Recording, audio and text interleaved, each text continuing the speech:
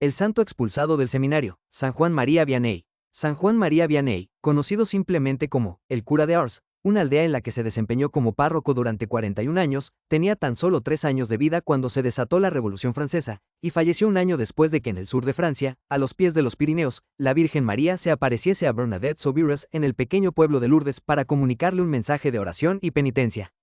Juan María nació en Dardilly, un pueblo cercano a Lyon que hoy cuenta con unos 8.000 habitantes, y que en aquel entonces sumaba unos pocos cientos.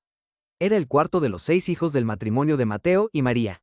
Los Vianney eran una familia de campesinos profundamente cristianos, como lo era el resto de los habitantes, vinculados mayormente al trabajo en los viñedos. Mateo Vianney era analfabeto, pero María Beluce sabía leer y escribir. Después de Dios, se lo debo todo a mi madre, era tan sensata. Juan María fue analfabeto hasta los 17 años. Hasta la adolescencia, su fe debió forjarse en la clandestinidad, pues los años de la Revolución Francesa representaron una tremenda prueba para la Iglesia de Francia, sobre la cual recayó una persecución feroz que condujo a miles de mártires sacerdotes, religiosos y laicos a la cárcel, la tortura y la guillotina, a tal punto que, cada vez son más los historiadores que hablan del acontecimiento de la Revolución Francesa como del primer genocidio de la historia moderna. INBSP. Decimos que hay martirio cuando el perseguidor, movido de hecho por su odio a la fe, inflige la muerte, aunque se vanaglorie de hacerlo por otra causa. La llamada eje humanista, gloriosa y liberadora Revolución Francesa, costó a la Iglesia Católica en este país más de 2.000 sacerdotes asesinados, una multitud de profanaciones, religiosas violadas y torturadas hasta la muerte, pueblos enteros destruidos, y miles de mártires fusilados, guillotinados, descuartizados, ahogados, quemados vivos, torturados por fidelidad a la Iglesia, y, en definitiva, por oponerse a la Revolución Francesa, Jorge López Teulón. Durante el siglo XX fueron llevados a los altares 440 mártires, pero otros cientos de candidatos engrosan en la actualidad la lista de espera. INBSP. La expresión de la fe desapareció de la escena pública. Los sacerdotes fieles se vieron empujados a un ministerio invisible, a celebrar furtivamente las misas aquí o allí, como ocurrió más de una vez en casa de los Vianney, donde llegaron a hospedarse en ocasiones también. Andaban disfrazados, procurando pasar inadvertidos al acecho de las autoridades para salvar sus vidas.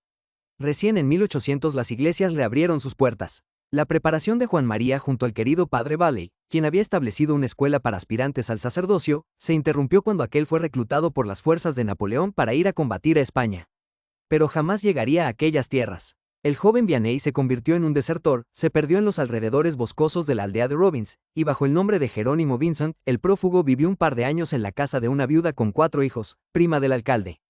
Cuando finalmente en 1810 fue exculpado por una amnistía, regresó nuevamente junto al padre Valley para adelantar en sus estudios, hasta que se presentó en el seminario de Verrières, y al año siguiente, en el de Lyon, en que se reencontró con Marcelino Champagnat, fundador de los Hermanos Maristas, canonizado en 1999, y con Jean-Claude Collin, fundador de los Sacerdotes de la Sociedad de María, y en proceso de beatificación, a quienes había conocido en Verrières.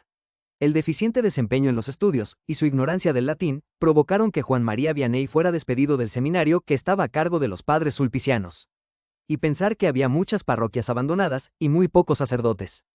Pero el padre Valley no desistía. Se decidió a presentarlo directamente al vicario general de la diócesis de Lyon, entonces a cargo por ausencia del cardenal.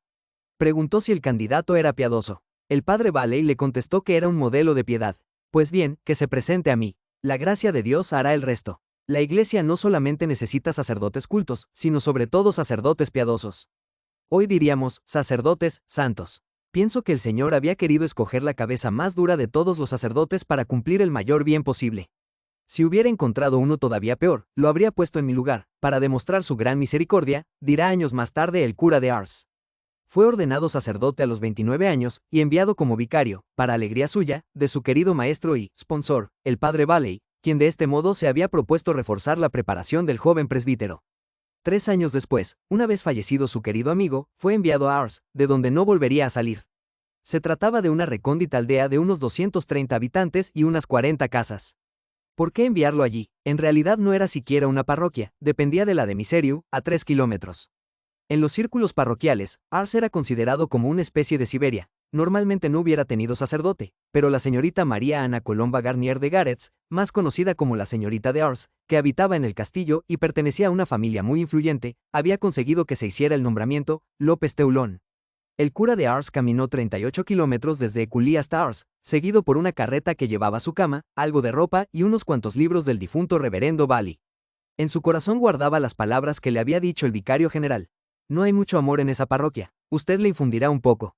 El cura de Ars visitaba casa por casa, se entregaba a la catequesis, a la celebración de la misa, a la predicación, en que se alternaba también la reprensión moral con que pretendía corregir la vida disoluta que se propagaba por las noches en las numerosas tabernas de la aldea, las que, finalmente, terminaron cerrando por ausencia de clientes y consumidores.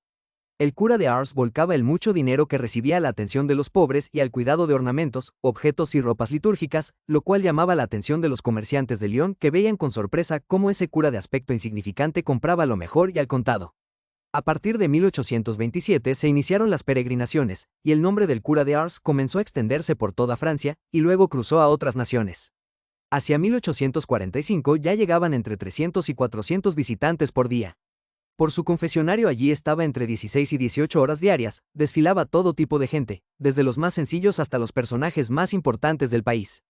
Aquel cabezota dura que no había podido con los estudios del seminario, ahora resolvía delicados casos de conciencia, su consejo era requerido por las personas más encumbradas, y su palabra era buscada afanosamente por todos. El último pueblo de Francia tuvo el primer cura de Francia, y toda Francia fue a verlo. Y, de no haber muerto, habría convertido a toda Francia, H. Guéon. El famoso predicador de Notre Dame de París, el dominico Lacordaire, fue a Ars para conocer, ver y escuchar al cura de Ars. Juan María Vianney es mejor predicador que yo, porque cuando la gente me oye a mí, comenta, qué bien predica. En cambio, cuando escuchan a Juan María Vianney, exclama, qué bueno es Dios. El cura de Ars tuvo una entrañable amistad con el hermano Gabriel Taborin, fundador de los Hermanos de la Sagrada Familia, a los que derivó más de 40 postulantes, de los que llegaron a perseverar 17. 3 hermanos de la congregación se hicieron cargo de la escuela fundada en Ars por el padre Vianney. Uno de ellos, el hermano Jerónimo, era cocinero, sastre, jardinero y estaba dedicado al servicio personal del santo cura de Ars. El hermano Taborin acudió rápidamente al encuentro de Vianney al enterarse de que se hallaba grave. Era el 4 de agosto de 1859. Llegó a las 4 de la madrugada. El cura de Ars había fallecido 2 horas antes. Una multitud de 300 sacerdotes y religiosos, y 6.000 fieles acompañó sus restos por las calles del pueblo.